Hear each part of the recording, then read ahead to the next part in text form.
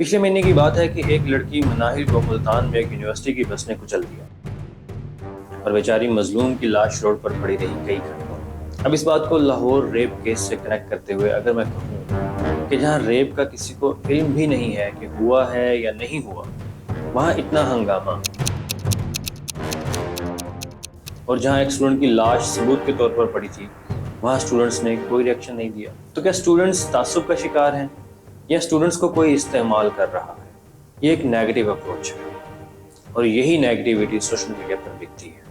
अब अगर मैं यूं कहूं कि मुल्तान में एक लड़की की मौत होती है और स्टूडेंट बॉडी सही से उस पर रिएक्ट नहीं कर पाती, लेकिन उसकी मेमोरी का हिस्सा बन जाती है ये बात कि यूनिवर्सिटीज़ अपने इमेज को बचाने के लिए इवेंट्स को, फैक्ट्स को मोल्ड कर देती हैं और स्टूडेंट लाइफ कुछ नहीं इंस्टीट्यूट के इमेज के सामने।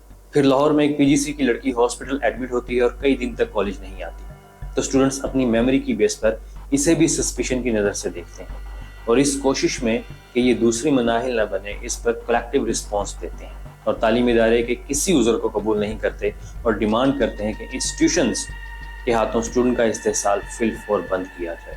मेरी ये छोटी सी आवाज़ आपका पर्सपेक्टिव चेंज कर गई होगी यकीनन। इसी तरह कोई भी इंसान जिसके पास एक डिवाइस है, इंटरनेट की एक्सेस है, उसके पास पावर है कि वो ग्लोबल ओपिनियन को शेप कर सके।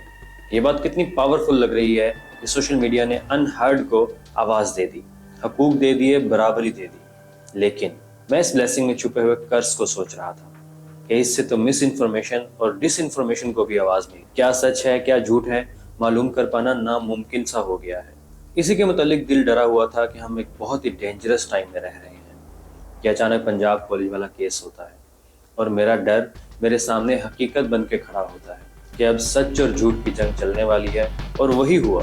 इस केस में लाखों कह रहे हैं कि रेप हुआ है और हजारों कह रहे हैं कि रेप नहीं हुआ। तालबा का बता रहे, पता चल भी पा रहा है तालबा कौन है? तालबा है कहाँ पे, यही तो पूछ रहे हैं कि है कहाँ पे। पुलिस का कहना है कि हर स्टूडेंट कह रहा है कि रेप हुआ है, असॉल्ट हुआ है, लेकिन सबूत कोई भी नहीं दे रहा। बात सीना बसीना चल रही है और मेजॉरिटी की आवाज़ को सच समझकर पेश किया जा रहा है।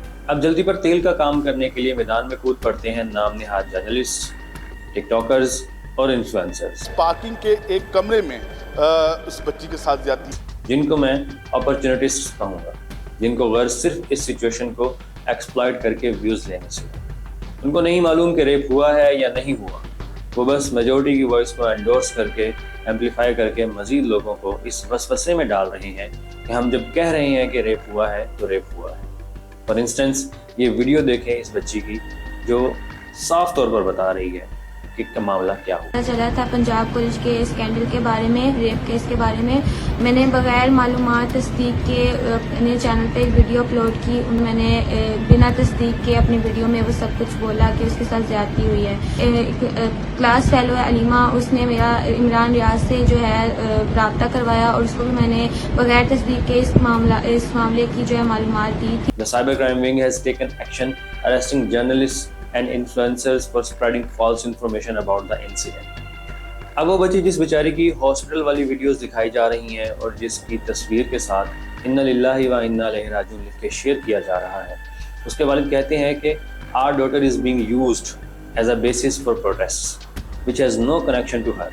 She simply slept at home. Social media पे काफ़ी वीडियोस वायरल हुई हैं। प्रोपोगंडा किया जा रहा है कि मतलब हमारी बच्ची का नाम लिया जा रहा है इसमें कि हमारी बच्ची घर पे एक इंसिडेंट हुआ है कि पाँव स्लिप होने की वजह से वो गिरी हैं।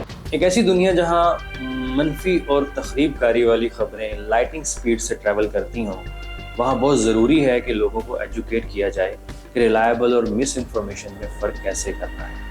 क्योंकि मैं 10,000% दावे से कह सकता हूँ कि अगर आज मैं किसी को जिससे मेरी दुश्मनी हो बाहर ले जाऊँ, दावत या खाने के बहाने, और चौक पर ले जाकर थप्पड़ मारूँ और कहूँ ओए सहाबा के बारे में बकवास करता है नाउज़ुबिल्लाह, तो लोग कहाँ कहाँ से आएंगे उसको मारने के लिए।